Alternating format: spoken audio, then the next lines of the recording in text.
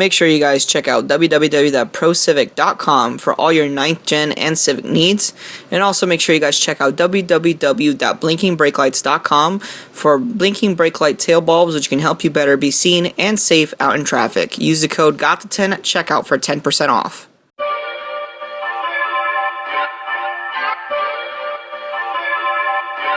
Sunny Digital. Sunny Rolling Grazzle.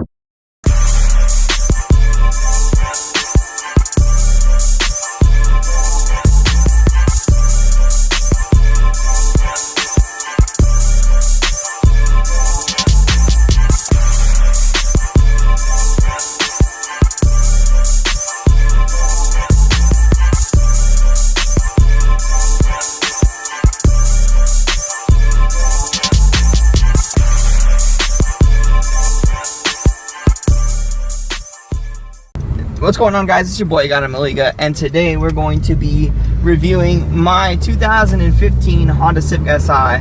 Now, I know things can be quite controversial when a YouTuber does a review of their own car, but I honestly asked you guys in one of my videos, and you guys said that you guys wanted a review of my personal car, so I'm gonna give it to you. So let's roll up the windows here.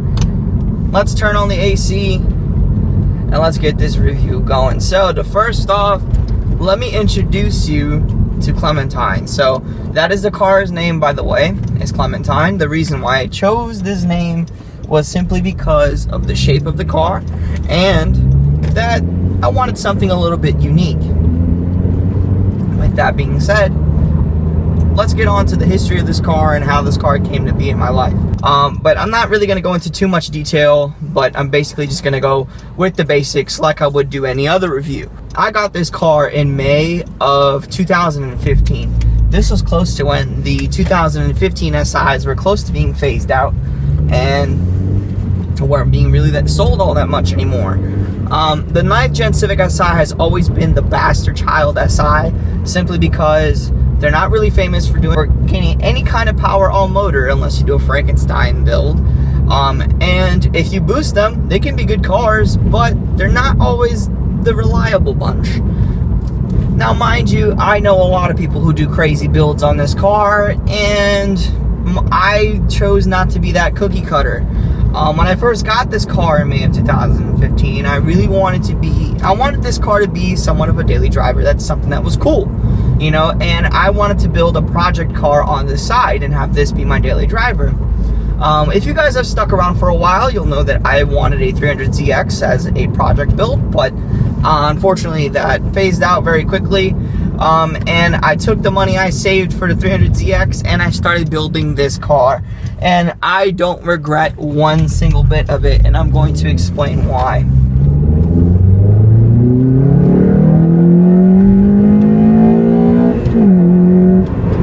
That's one reason why. The second reason is because the SI platform in general has always been a platform for sort of a fun use, you know, a nice dailyable street car that you can take to the track if you really wanted to have some fun. That was Honda's intentions behind the SI. They never intended this car to be, you know, full out race car, beating GTRs, Hellcats, you name it. Honda never really intended for that. They just wanted a nice, cheap, affordable sports car that the average consumer can get their hands on and have a little bit of fun with. And I just so happen to be one of those consumers. I personally, back then, never believed in Hondas. I never wanted to own a Honda. Well, there's this famous saying in the car community is, everybody hates on Hondas until the point that they drive one. And I've driven this thing for about 2 years now, and I can tell you right now that that saying is very, very true to heart. And it's just a great overall car for daily driving and also for a little bit of fun. There isn't one time where I don't come up to off-ramps like this one that I'm about to take right now and give it a little whirl. So put it in the second gear.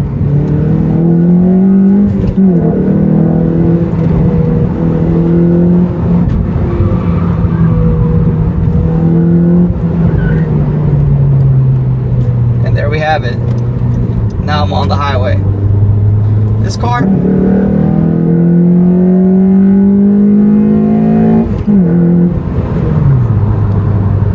is very fun to drive. It's not the quickest thing in the world, but 170 wheel horsepower is definitely more than enough in my area. And I live near close to the city, and city driving is very common. And if you have like a 600, 700 horsepower car with like a stage 4 clutch, you're gonna have a very hard time. Just right off the bat, you're gonna have a very, very rough trip, and it's not gonna be fun. Unless you take it on to highways like this, like in Mexico. By the way, I'm in Mexico doing this review right now, so if you take it to the highways up in Mexico, you can have a little bit of fun with it. And it is a fun car. Like, I honestly have no complaints. There is some gripes I have with it. One of the biggest gripes I have with this car is the sole fact that it has the softest electronic steering I've ever seen. Like, the electronic steering is so soft, but there is no dead zone. So you can see, like, I'm sort of doing very slight tilts to the wheel, and it's like following through with it. And it's a very responsive car. Now, I've had this car for a while, and you're probably wondering what I've done with it. The first mod I ever did was an NVIDIA Q300 exhaust. The stock exhaust is way too quiet for my liking, but I did want that general Honda race type deal. So I went for the NVIDIA Q300. I was very happy with it and very pleased with how it sounded. And it doesn't sound too bad from the outside either. I'll give you guys a couple of clips of it right now.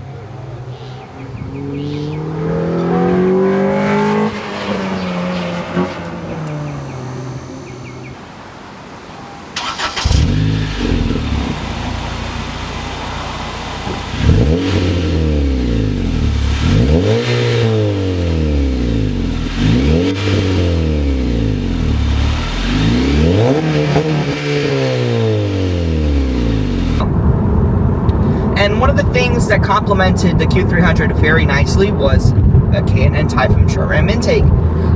This short ram intake isn't supposed to give you power. I don't know where these people get these myths from that intakes give you power, but that's simply not true. Okay, I see no power gains from this car, nothing from the butt dyno. It feels exactly like it does when it came from factory.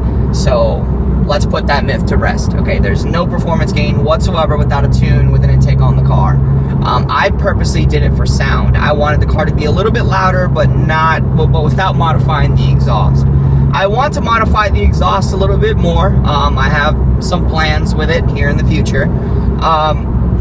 But I'm not going catless. The reason why I'm not going catless is because my car is unfortunately registered in Northern Virginia, and they have very strict emissions laws. Anyways, besides the exhaust, I also modified the suspension quite heavily. I'm sitting on D2 RS coilovers right now, and they are the best coilovers in the business. I have a video coming out very shortly reviewing these coilovers. I played around with the dampening over at the Autocross event, and I freaking fell in love with it. The car felt absolutely dialed after my dampening adjustments, and I love the car. I absolutely, the car it's a street car, and I'm very happy with it because that was the goal for this car to begin with. Have a car that you can daily, and also have a car that you can take to the track on the weekends and have an absolute blast with it. Like I said, it's not the quickest thing in the world. Down at the Autocross event, I placed 12th out of 40 drivers, which is not bad, but you know, this car, it's gonna get beat by Miatas. That's just the unfortunate truth. I took out the rear seats for two reasons. Number one, because people were freeloading off of me, and number two, for weight reduction purposes. Did I feel any difference from that? Not really. But overall, this car is absolutely wonderful. I wouldn't give this car away to anyone for any kind of money. This car has become my mascot for the channel, and I know you guys love seeing this car on the channel, which is awesome. I really do appreciate every single one of you who are here still on the channel watching this progression. Another modification I have on this car are the Yankee RPF1s. They're 17x9s. The offset I'm going to keep to myself because a magician never reveals their secrets, and a lot of people tend to steal other people's fitments. So I know I'm gonna be that guy, but you know what? I spent 6 months researching what offset is. I'm pretty sure you guys can do the very same. The reason why I got RPF 1s, and I know people say, oh my god, they're so overused, they're outplayed, blah blah blah. They're very light, and compared to the 29-pound OEM wheel, this 15.5-pound rim is gonna benefit me very heavily, especially on the track.